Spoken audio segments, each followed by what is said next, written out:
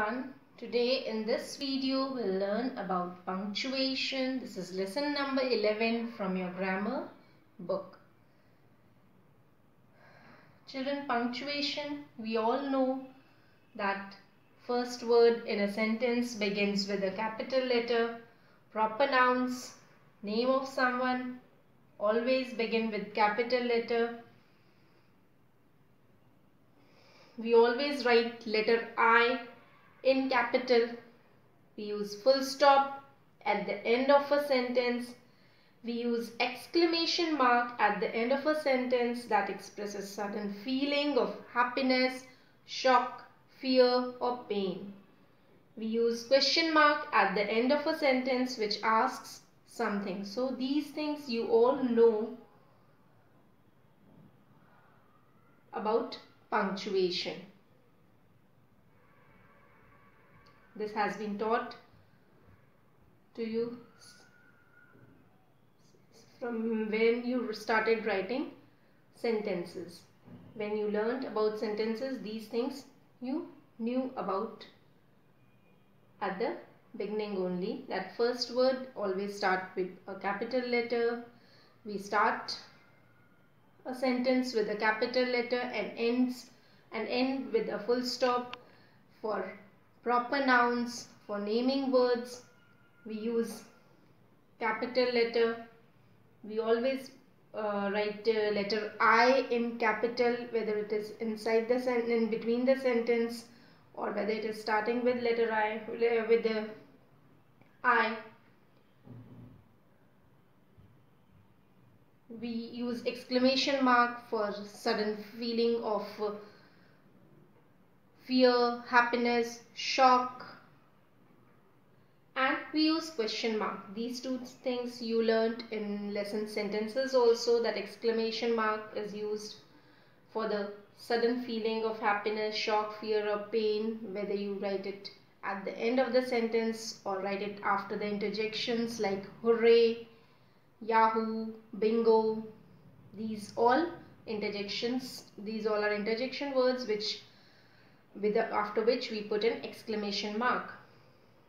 We use question mark when you ask something from the other person. You use question mark while writing that sentence.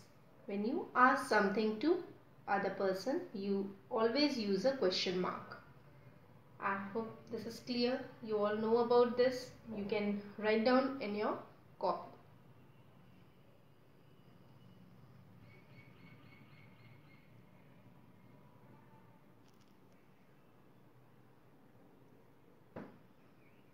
Now the next thing in punctuation is comma, which we'll discuss about. We use comma when we want to express a pause in our writing, where we stop for a second. Pause, stop for a second. For example, if you write a sentence, in my opinion,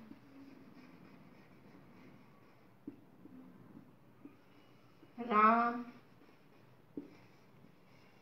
played well. Full stop. So, in my opinion, then you wait for a second and then say Ram played well. So here when you are taking a pause, when you wait for a second, you put a comma. So whenever you are reading a sentence where there is a comma, you take a pause. You wait for a second and then complete the sentence. For example, one more example. On 15th August 1947, our country got freedom.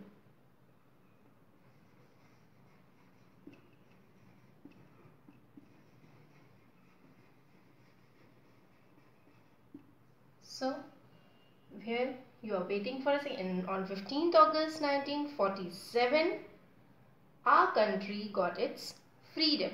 So here you are waiting for a while, where you pause for a second, you put a comma over there. So when you read this sentence, where you will find comma, you will wait for a second, you will take a pause. I hope this is clear.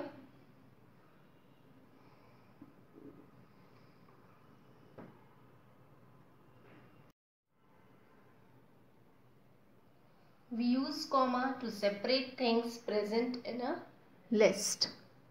So when there is a list of things, you separate it by putting comma. For example, my mother bought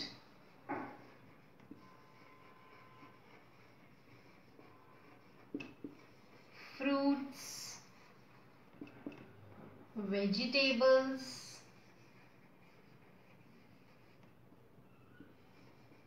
chocolates, and grocery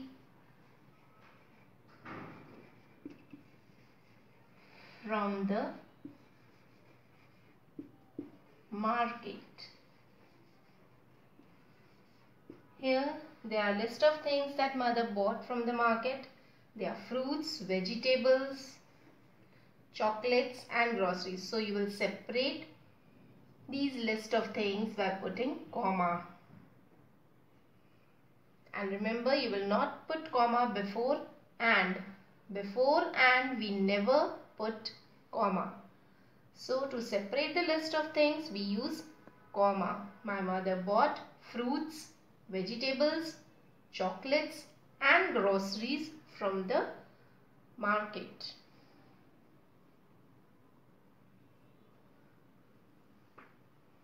I hope this is clear.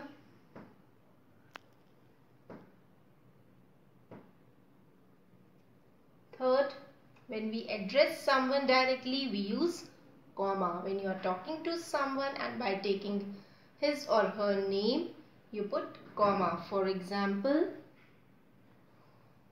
Rohan. You are talking to Rohan directly. Rohan, by taking his name, you are addressing him. Rohan, complete your work.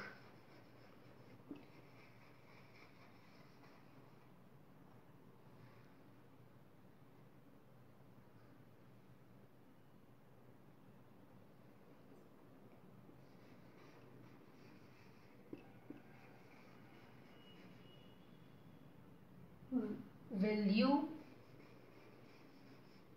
help me, Rohan? Here you will put a question because you are asking Rohan to help him, to help you. Will you help me? And then you are asking, you are addressing Rohan, you are taking his name. So, will you help me, Rohan? And question mark. I hope this is also clear to you all. So these are the three places where we use comma. When we take a pause between the sentence, when we address someone directly, and when we separate list of things.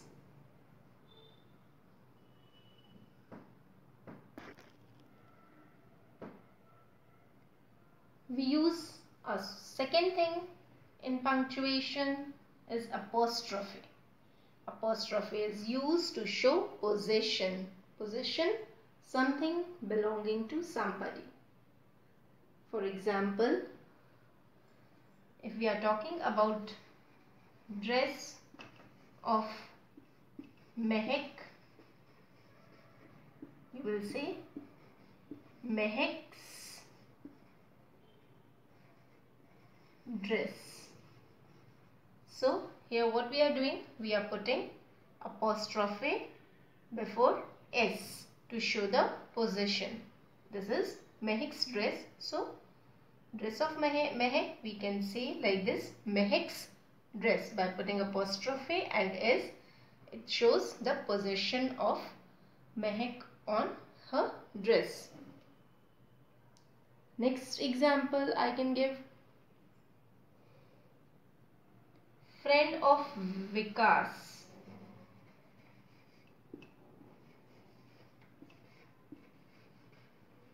Here, now what you will do when the noun ends with letter S, you will again write like this: Vikas's apostrophe S, Vikas's friend.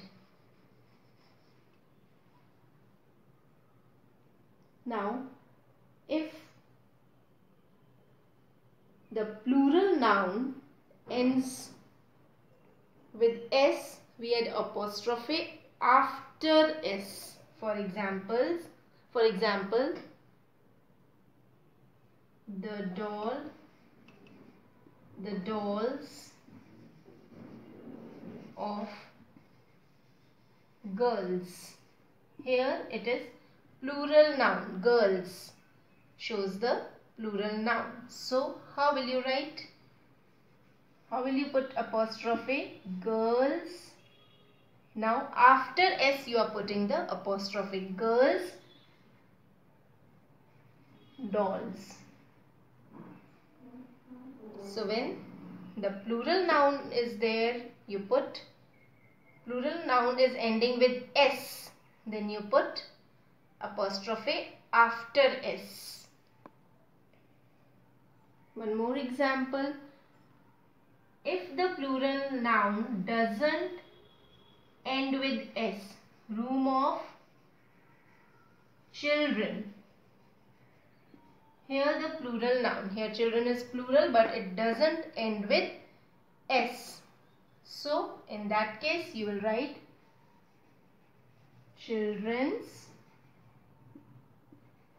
apostrophe S, children's room.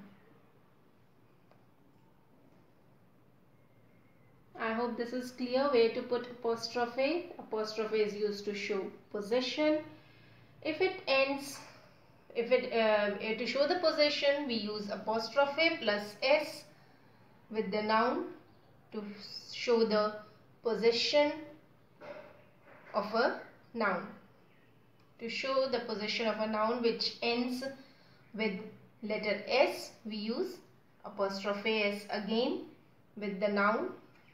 To show the possession of the noun which ends of plural noun, we use apostrophe after the S. Where the plural noun ends with S, we use apostrophe after S.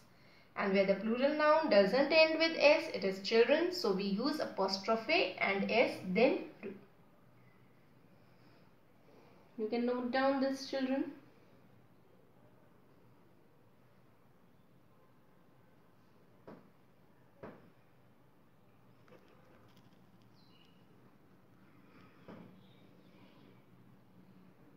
Yes, children, we also use apostrophe to show letters or numbers that are omitted. That is, that we omit while writing contractions. So, contractions are the short form of words.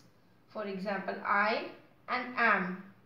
By the contraction of I am is I am, and we use apostrophe to show the omitted A. Can plus not, we write can, and NO is omitted, we write apostrophe in place of that and T. Did plus not, did, N, and then apostrophe and then T. So O is omitted over here, so did not becomes didn't. I plus have, I, and then HA is omitted. In that place we write apostrophe, we put apostrophe and then VE. So this is the contractions. These are called contractions. I am, can't, didn't, I have, will, he's, you are, your, you are, it is, it's. So these are the contractions, and we use omitted and we use apostrophe in place of the omitted words. You have list of contractions in your grammar book, page number 67. you can learn from there the contractions, different contractions used, which are commonly used. These are also called short forms and or contractions.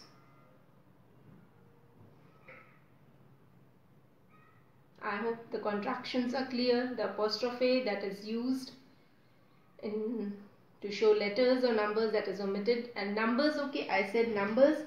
So by numbers I mean if you're writing the year 2020, you can write in the short form by putting apostrophe. It is understood that it is 2020. You can put the letter like this also, the number like this also. For the year 2020, apostrophe 20. For the year 2016, you can write 60 by putting a apostrophe.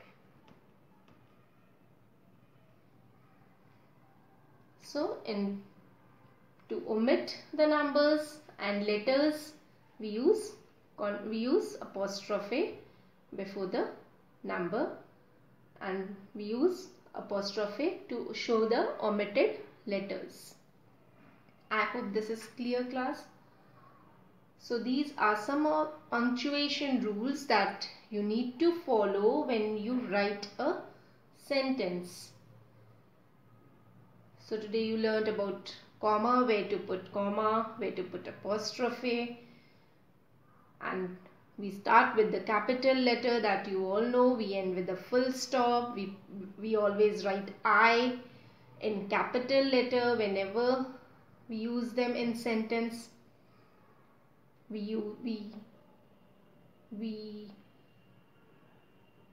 For proper nouns we use capital letter.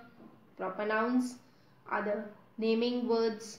We always use capital letter, whether we are using it at the beginning of the sentence or at the middle of the sentence or at the end of the sentence. We use capital letter for proper nouns.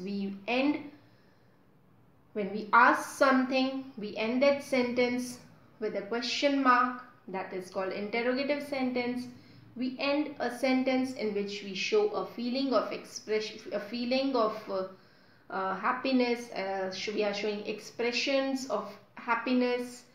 We are showing expressions of pain, fear, shock. We use exclamation mark, and we use them after the interjections. Interjections are the word that we use to show the expression like hooray, bingo, wow, yuck, oh.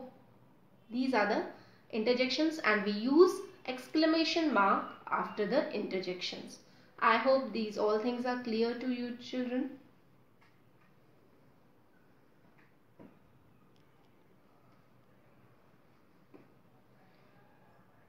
Okay, now I'll do some examples to clear your concept. Do as directed. My brother's birthday is next week. Now here you have to place apostrophe to show possession. So where you will use apostrophe? Brothers will put apostrophe before the S. So you will write like this: my brother's apostrophe S birthday is next week. Don't forget to put full stop. We must not litter. Now here we have to use the short form of must not. So we must N apostrophe T. Apostrophe T because we have omitted O. We must not litter.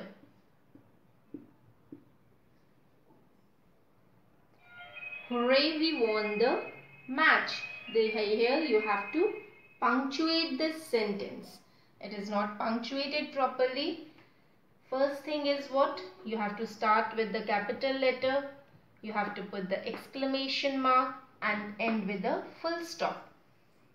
So you will write like this: hooray, exclamation mark, we won the match, M-A-T-C-H, and a full stop. We have put the exclamation mark here, and now we'll end this sentence with a full stop. I hope this all is clear, children. Now this is your assignment, children. You have to complete all the exercises that are given in the book. I have covered all those exercises in this video. You will be easily able to complete those exercises.